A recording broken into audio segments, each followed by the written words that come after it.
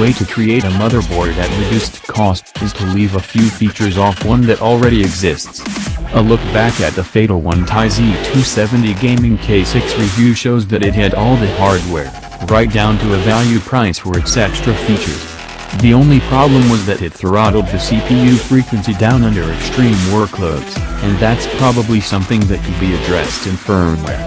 We don't have time to give most manufacturers a second chance when new firmware comes out, but that's effectively what ASRock gets in this review of its nearly identical Z270 Extreme4. Gone are the second network controller, numeric postcode display, XMP switch, onboard power and reset buttons, stainless steel trim on the lowest key slot, and Sound Blaster Cinema 3 software.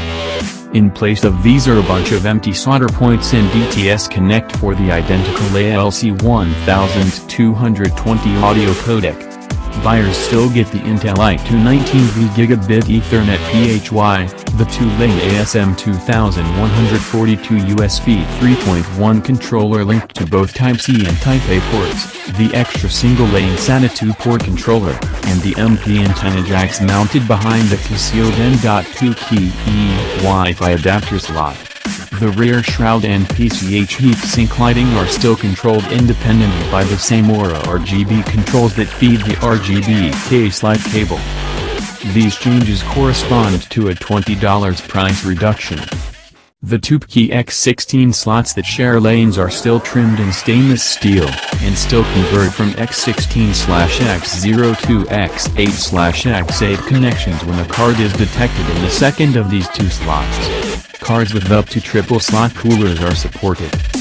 All three of the PX1 slots are open-ended to support cards that are longer than X1, and the bottom X16 length slot has 4 unshared P3.0 lanes with mSSD support, including the two P3.0 X4 M.2 slots. Users can install up to 3 NVMe drives. While none of the remaining key slots are shared, the two capable M.2 slots each share 2 ZO resources with SATA 6 gigabits per second ports. That means installing 2 M.2 drives eliminates 4 SATA ports. Though an additional SATA controller adds 2 ports, it only operates from a single lane in P2.0 mode. So you can have 3 ultra-fast NVMe drives and 4 SATA drives installed, but 2 of those SATA drives will be sharing bandwidth over a single 5 gigabits per second pathway. 2 of the 5 PWM-style fan headers can be switched to voltage regulation mode, and both of those are rated for 1.5A to support pumps. If you only need one for your pump, the other might be useful for adding thermally active fan speed control to a 3-pin powered case fan hub, such as the one found in Silverstone's recently reviewed Primera PM01.